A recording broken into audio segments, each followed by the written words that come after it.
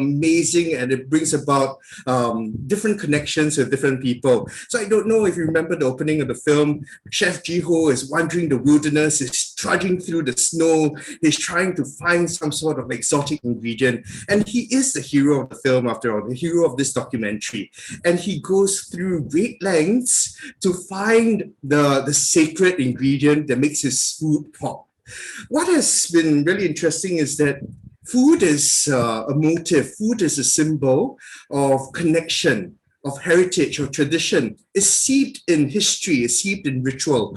And also, it allows him to express this unstated longing for something, which we later find out in the film is about his mother. It's a longing for mother, it's a longing for love, right? So to begin with, I see some familiar faces. Hello, everybody. And we have our amazing panelists today, Bernadette and also Eugene, Father Eugene, who will be talking a little more about the different Catholic social teachings that they might have garnered from the film, and also their own inspiration in their food journeys. So to begin with, let's ask a very quick question. So Bernadette and Father Eugene, anyone of you can answer this. What is your go-to food when it comes to problem solving? Anyone can answer that question. Sorry, can you repeat? Go-to? What is your go-to food when it comes to problem solving? Or you have something difficult to think about, right? So what is your go-to food that helps you with your problem solving? Maybe steamboat or, steamboat. Steamboat's an amazing way of connection as well, yes. And Bernadette, how about yourself? I'm actually a big lover of Japanese food. And, I really enjoy watching chefs actually make sushi. I think that it's a real luxury to actually be sitting behind the counter and then having this live performance, where they're actually, shaping the nigiri and the sushi right before your very eyes. I have not done it, gone to have sushi specifically to solve a problem, but I've definitely gone there and found myself in a more relaxed and meditative kind of environment, because it's usually very serene, and it's such a focused experience, and you are actually nourishing yourself, and satiating yourself at the same time. So I think an omakase meal like that, would definitely be my go-to choice. It is quite meditative, when the sushi chef slices the fish and puts it delicately on those morsels of rice, and there's transcendence to the dish. There's some sort of reverence in the preparation of the dish as well. And then we see there's just so much attention, paid to the quality of the ingredients and the simplicity of the ingredients in that meal, because there is a lot of emphasis, on just the knives that they use. It has to be so razor sharp, there is slices through, each slice just like that. And, the way they take out, each slab, of fish, from the chiller, it's, almost reverential. So I think that does add, to that mood, where you are really elevating the ingredient and the experience, for the diner, and that leaves the diner with a little bit of space, to just focus on the meal and, not multitask, because there's so much beauty going on, and that can be quite calming and centering, I think. So thank you for sharing about that. It's all about centering and finding our focus in food, and somehow the preparation allows us to transcend the realities of life as well. In the recent pandemic, April 2020 was the onset of which this pandemic started, right? And food security has been an issue across the globe. About 369 million children at the point of April 2020 who were dependent on food and sustenance from financial aid in their schools had no source to achieve the sustenance that they had on a daily basis. And so they had to look elsewhere, they had to go to the streets and things like this. And we see that kind of ramification of the pandemic in Singapore's hawker culture, right? Just a couple of years ago, it received the Intangible Cultural Award from UNESCO. And that is amazing. I mean, to be on par with the cuisines of Kyoto and Osaka, to be known as a kind of intangible food cultural heritage, right? And today we see the ramifications of the pandemic as well, that these mom and pop hawker stores, losing their businesses, are being evicted from their places of rent, and they can't cope with the demands of digitalization, right? So in your case, are there food stories that move you, Bernadette and Father Eugene? Are there food stories that move you?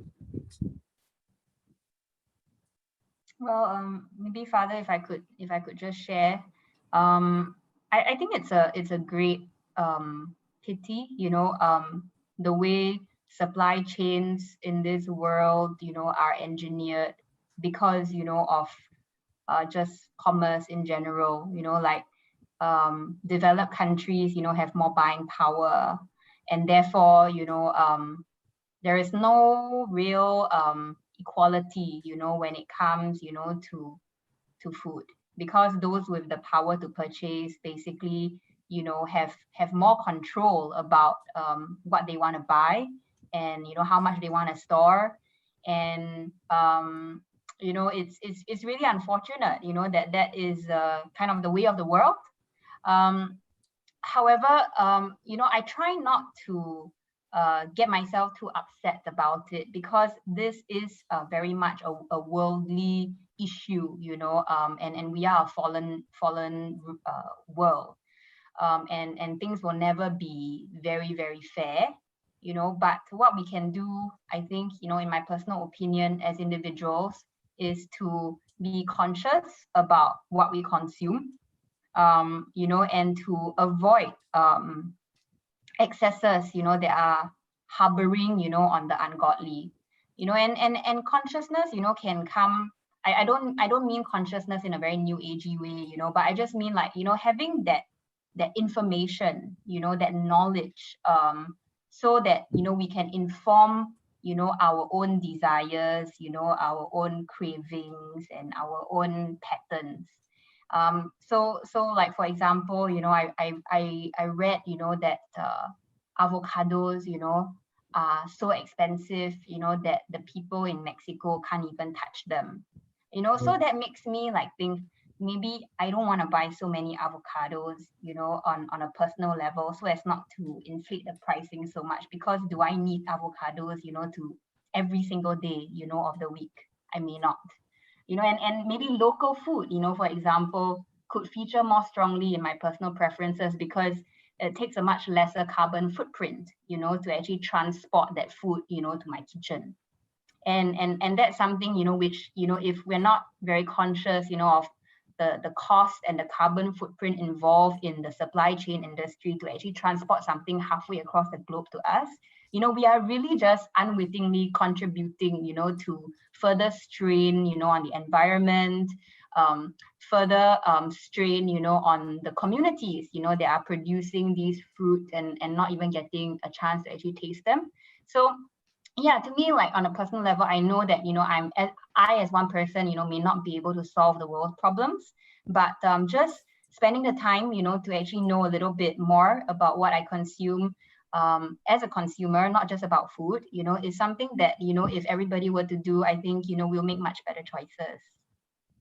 It is true that ethical choices make a difference, and we choose the type of foods that we're eating and the sources of foods that we are getting our foods from. And I agree with you about the story of avocados, because the case study of quinoa, for example, right? Quinoa is a superfood. It suddenly was sprung out of oblivion into tables everywhere. Celebrities were having quinoa every day for breakfast, but that has implications on the local community in how they farm the processes, in how they farm the quinoa, so much so that it has caused the prices of the local market rate to rise so exponentially because of global demand that the locals themselves who are deployed to harvesting such food and such produce is not able to enjoy the benefits of that kind of superfood as we do so on a global basis. Indeed, and I think, you know, like being in the F&B business, you know, that also puts us in a bit of a position of stewardship, because you know, you have the power to buy from suppliers, and you have the power to maybe even import some things, and you also have the power to promote, you know, certain kinds of food. So you know, maybe a good example would be how we've been trying to promote seafood, you know, from neighboring countries, local waters, that come fresh, you know, that are better for our consumers, that promote, you know, local fishing, kelong industry, over something that we import, you know, and that has to be transported by air or by sea. So I think, you know, if we all, you know, do a little bit, you know, to just enrich ourselves, you know, in the choices that we make, then we can realize like, oh, okay, you know, I think I can actually make a change here. You know, I can make a change there. If it's not through business, you know, it's just through my personal habits. Thank you so much for that. And we have someone from the audience who has rightly pointed us out to the fact that Chef Jiho was wandering around freely without that kind of constraint to gather the produce that's fresh from the ground and to forage for the ingredients that he'll use in his particular cuisine as well. And so there's a certain ethos that's been created about with this film. The ethos of growing your own food for one, and the idea of taking things that are unexpected, found in the nooks and crannies that even the locals themselves have no idea of the curatives and the medicinal uses of these produce, to change that and to transform that into cuisine that's accessible to not only the local people, but it's also palatable on a very star-studded basis or Michelin star kind of concept. So food in that way has the ability to connect and also to speak as a kind of repository of knowledge, that the food that is found in the nooks and crannies, the moss on the wall, the little tiny herbs that are seen as weeds, they too have a story to tell, and they too contain immense knowledge of the past. Because as you know, Chef Jiho's father used to do traditional medication, right? And so he'll go into the mountains and forage for these different medicinal herbs that he himself imparted this knowledge to Chef Jiho. So Father Eugene, this question is for you. How can food, beyond its presentational modes on the table and what we see on the table, how can food serve as a means of solidarity? Yeah, thank you, Brian. First of all, I think you have invited me. Probably you know that priests do get invitations from people who ask you to eat chicken rice, to someone who may ask you to dine in an Italian restaurant, perhaps. So I think in these settings, there's very much a lot of thing going on, not just the eating. I think for many people who wants to break the ice, the easiest thing that they can do, at least to get the acquaintance going, is to invite for a meal, because then you sort of, book the person for 2 hours, like it or not. I bring you out, now you sit there and you listen to me. So, okay, you sit down and then you converse. And I must say that through my 1, 2, 3, 4, 5, 6, 7, my coming 8 years of priesthood, there have been many occasions when I have really made good friends and good acquaintance. And sometimes in the conversation, there's a lot of thing going on, especially not just pouring out of their sorrows, but sometimes they do talk a lot about their faith experience, and don't think that just priests are the ones who are out there to teach people what to do and how to live life. Sometimes we learn a lot from the people themselves. And I think our Blessed Lord Jesus, in his time also, he enjoyed meals with Martha and Mary. He went to the homes of sinners, went to the homes of tax collectors. And at last, he also had a Last Supper with his disciples. I don't think the food is just there for the sake of eating. But I think there's more to it, because the presence of the food shows the solidarity of us in our diversity coming into a kind of common common activity. And the excuse that we can say that we want to eat, actually, the more important thing is to build a relationship within one another. And I think for our church, we are a little bit losing out to like the Protestants who focus on fellowship. Their service is 3 hours. First hour is sing and sing and sing, praise and worship. Second hour is to listen to the pastor who would preach about an hour or so. I don't know how many Catholics will be able to take it, because perhaps they will be finding excuses or black marking this pastor or this priest, X. And the third activity is basically fellowship.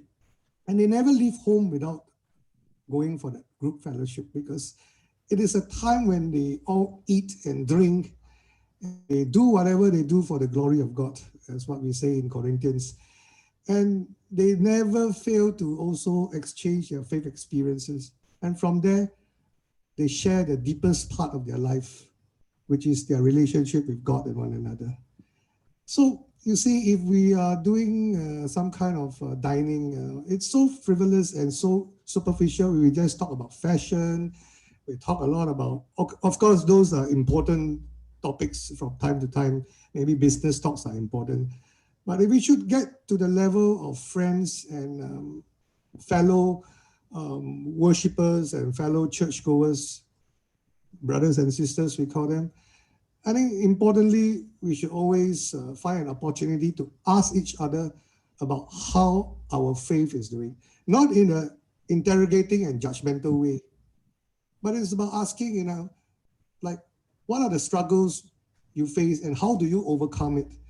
At least there is something fruitful coming up from the conversation. And I bet you, when we have the trust to eat together, we have already established a connection. The next part is to deepen it. And then the third part is to get something out of it. Even if it's a little information, not so vital, not so impressive, it's okay. There's always a second opportunity or a third.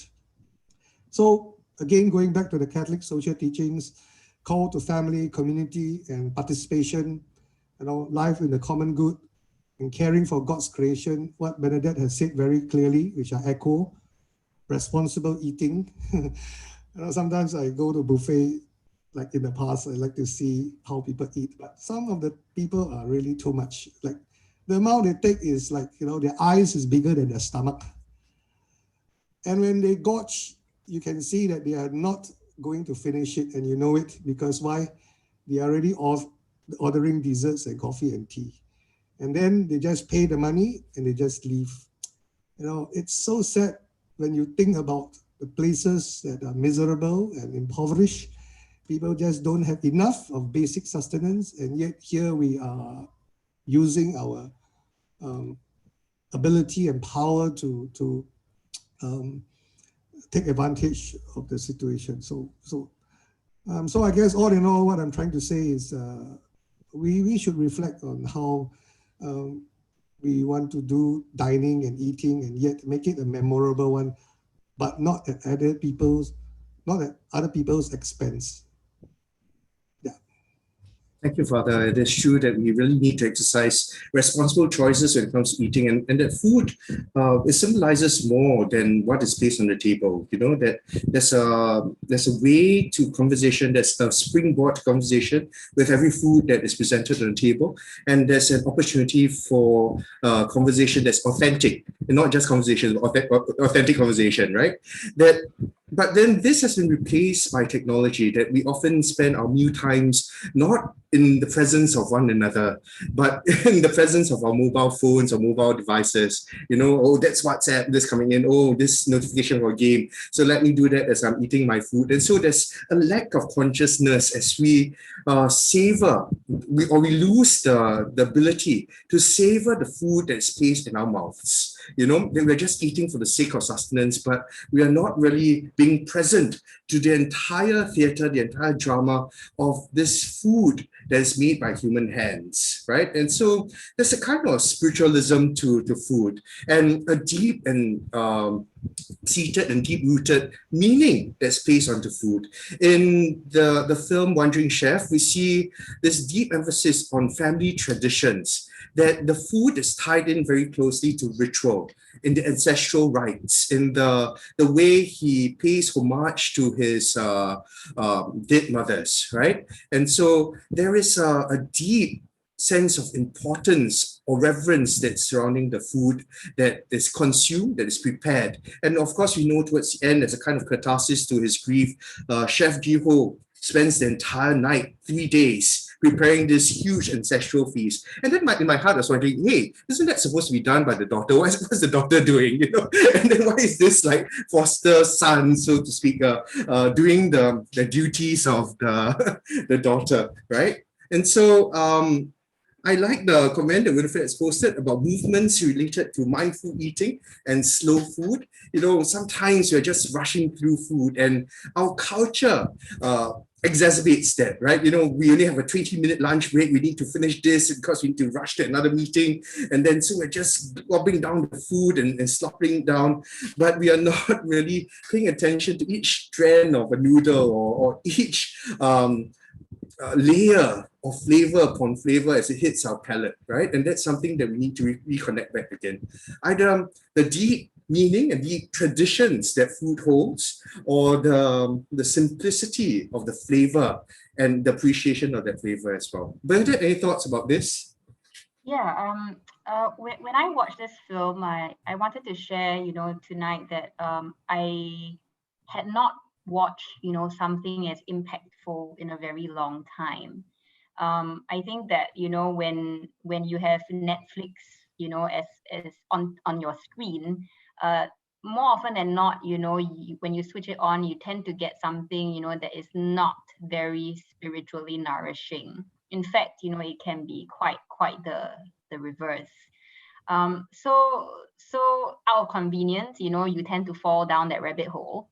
And when I watched this, with my husband, we were quite blown away by the simple filmmaking, and the very simple narrative, which was very unobtrusive kind of camera work, and the camera was kind of just following Chef Jiho on this story, that they were trying to tell.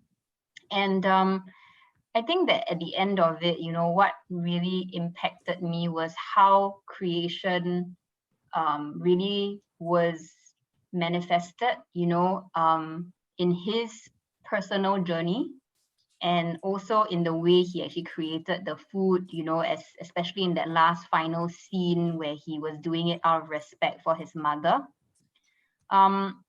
Yeah, so to your question, Brian, on whether or not, I was struck, by this film, very much so through, because I felt like, it was calling to the forefront of the viewer's attention, the power of creation revolving around food, and it made me reflect a lot, about creative eateries, our business, and how is it that we actually create restaurant concepts, and menus for our diners, and I realized that this catharsis, that you shared, it comes about because as human beings, I think that we are all called to create, that there's even a book, that I read called Called to Create, and it's about like, how God himself, created, and he invests in us, this creative power, and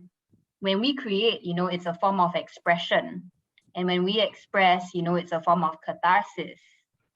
So, we can actually feel very released, from a lot of tensions, and maybe pain, as Chef Jiho was experiencing um, through the loss of his mothers. I think that it kind of put him on this road, where it was a very natural, unscripted thing, where he just, got booted out of kitchens, and from his experiences, he actually became a creative chef, and that's so natural, right? It's not like anyone said to him, hey, go to culinary school, learn and then cook. It was actually through a myriad of his own personal experiences, born out of pain, born out of circumstance, that he became called to create, and he roped into his creation, things, of the time forgotten, of his past, ingredients, that even the residents, in those neighborhoods forgot, because they just weren't practicing, that kind of cooking anymore.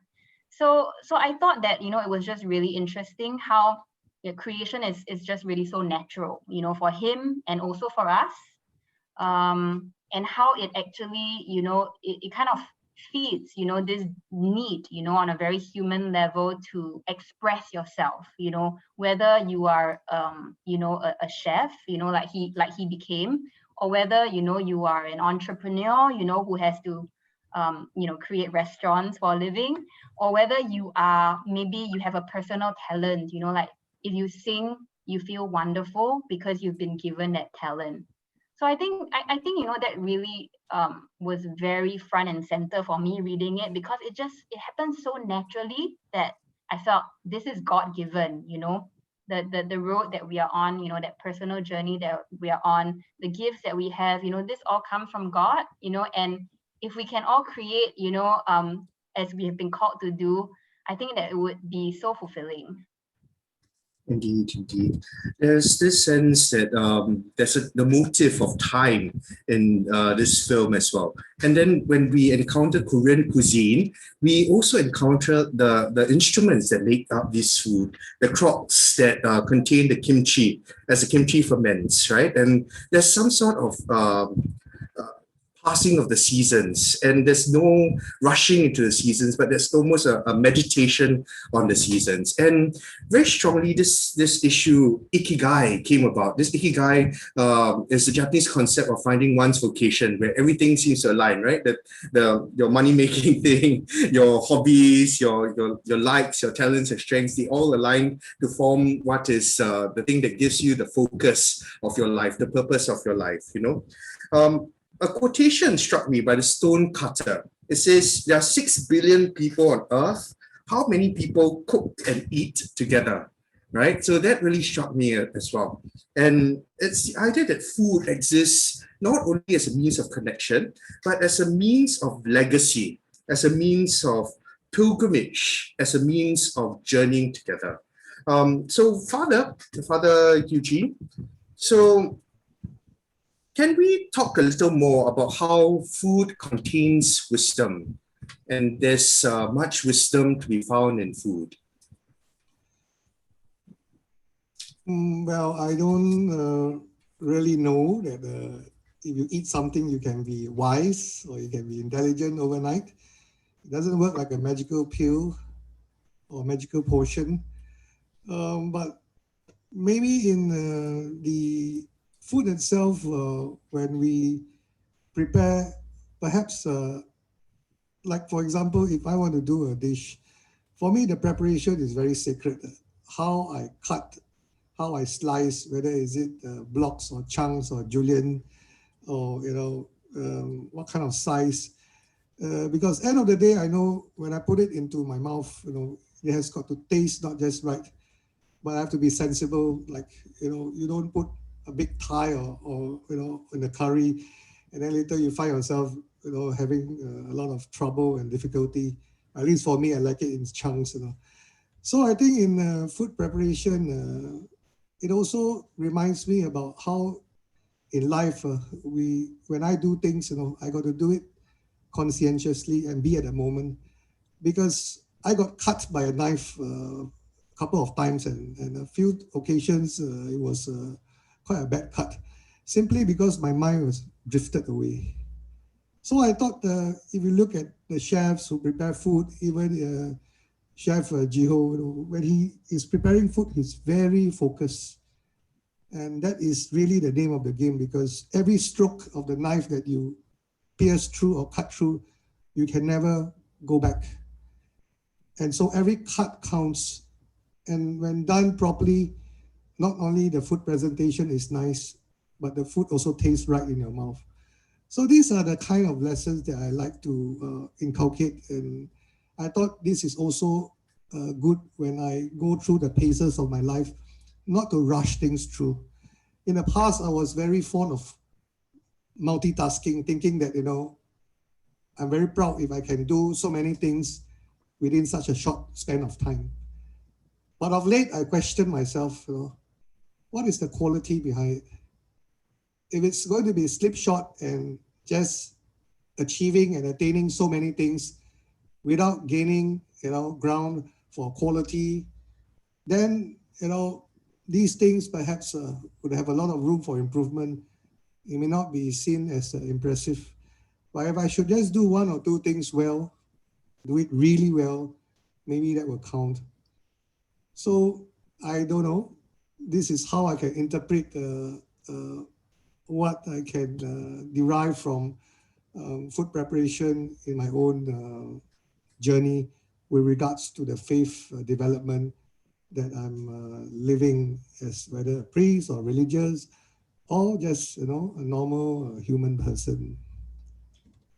Thank you, Father. And you're rightly pointed out that it takes skill to cut an onion in a certain way, and the different ways you cut a piece of food makes a difference to the taste and texture of the food.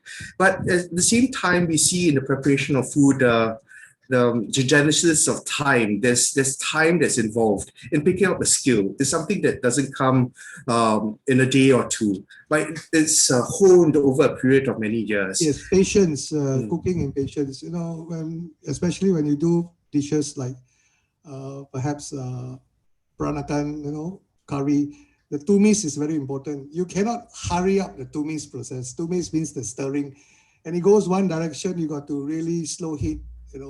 You can't just other kind of Maggi mee or what. I just throw everything in and then 3 minutes and expect something to come up good. So this is really a kind of a test also. If you don't want to eat well, then you expect something. 3 minutes. It's going to give you 3 minutes of pleasure. But you want something memorable, really something that you marinate properly and you invest time in doing so. Then you will reap the benefits. When you eat later, you really relish it. At least from my greedy point of view. It is true. And with every vocation, every passion, it takes time. And somehow we need to embark on that personal pilgrimage, right? So I was reading the mission of Creative Eateries, and says to spread joy and delight to everyone's taste buds through creative concepts and fulfilling customers' experiences. And I believe that this doesn't come automatically, but has been honed through years of legacy and through years of experience and trying things out. So maybe as a closing statement before I open the floor to maybe about 2 minutes on the floor, Bernadette, maybe you'd like to talk more about using food as a medium to spread joy. Yes, I was really prompted to actually think more about what we do, because food is so central to our business. Having watched the film, and a scene comes to my mind, which really stirred my heart, and that was one of the initial scenes, where he starts to actually cook some noodles for the very elderly woman, and the way he held her hand, and or put the bowl in her hands, and the way he fed the couple was so loving and tender that when you watch it, you're just like wondering, who is this saint, who does not shy away, from the wrinkled skin, and this lady is not his flesh and blood, but he cares for her so deeply because he actually desires to commune with her and her husband, through food. And that kind of movement and gesturing, just really made me feel like, it was able to reflect, the deep respect, and the deep love, that he had for these people. And I think, going back to our mission statement, fulfilling experiences, for our customers, we actually want to put, that front and center for our employees, because we do know that there is a difference, between putting a bowl on the table, in a very careless fashion, and doing it, with care and respect. And that kind of TLC, is what we believe, customers will really value, about our service mindset.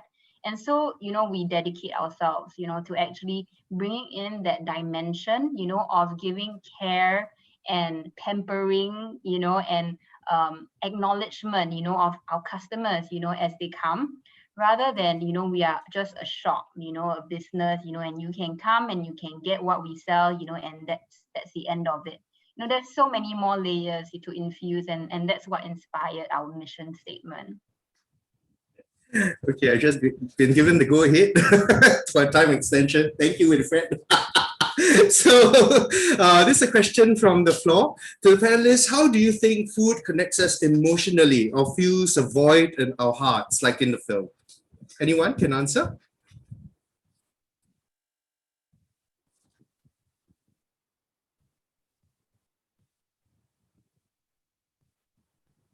Father Eugene, perhaps? I look so stressed to you. The answer is on my face. Well, I think, the group eating is very helpful. Don't eat alone when you're sad, because it makes you even more sad. Finding a group of friends and then just wasting time with one another, using the food as an avenue to gain people around, to waste time with one another, is really helpful. And I do it with staff, I do it with old friends, I do it with fellow priests, and every experience is different, and somehow or other we feel supported, because at that table everyone is equal. Whether you're sorrow, whether you're rich or you're poor, it doesn't matter. There's equality and solidarity within that, at least 2 hours or so. So being with one another really helps, because keeping one another company and supporting one another is the name of the game in our Christian faith. So why waste that opportunity by not availing to the friends who are close to you, especially those who are foodies, Yeah. Thank you so much. So we'll now open the panel to the floor. If anybody has a question they would like to ask our lovely Bernadette right over here and our amazing Father Eugene, please unmute yourself and put on your video, and do feel free to ask a question. Or you can put the question in the chat as well.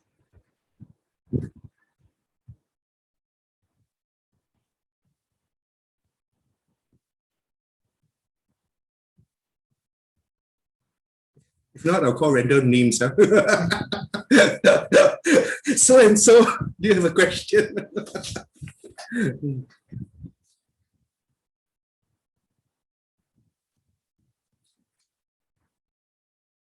Food is something that is very close to our hearts, and we have all grown up with different foods and dishes in our own lives as well. There's something that connects us to the memory of our past, to our childhood, to the traditions that we celebrate in our own family, the festivities, the celebrations that we have.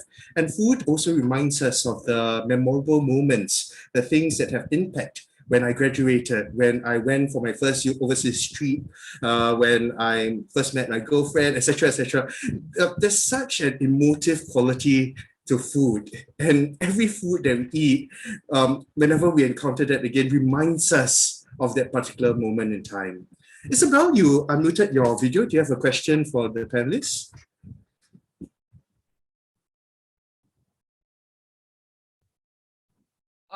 No, I think she's one of us in the organization. Thank you, Isabel. So if there are no further questions, we'd like to thank Bernadette and Father Eugene for their time and also for this amazing opportunity to connect with food and to talk about food. It is, of course, the love of our lives. We have dedicated our vocation, our taste buds to something so amazing that is so simple, but yet so it has so many levels of connection. So this request was to turn on our video speed so that we can take a group photo together to commemorate this night.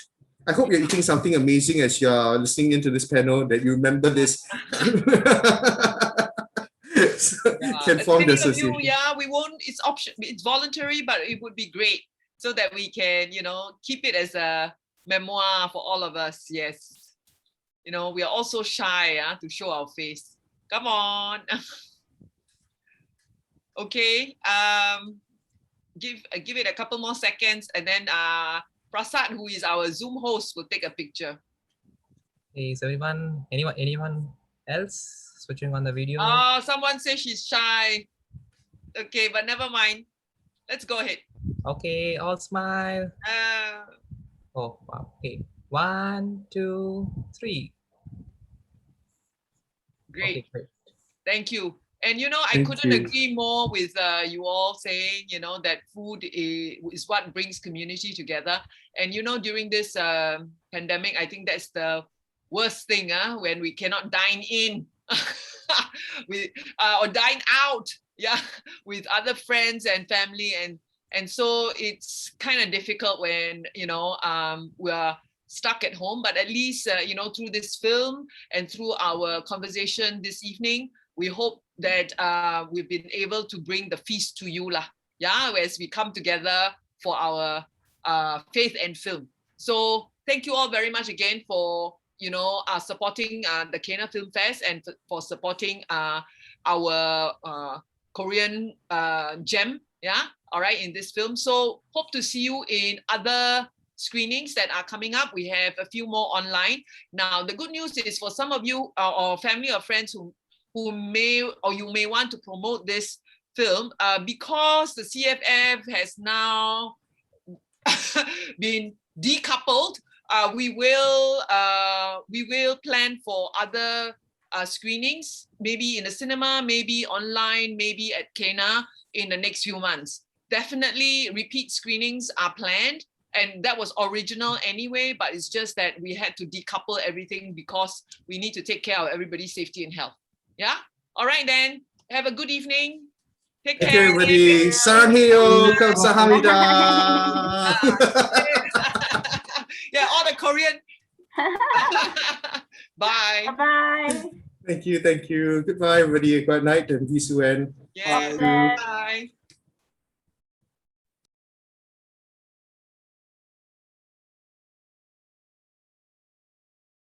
Okay lah. Bye.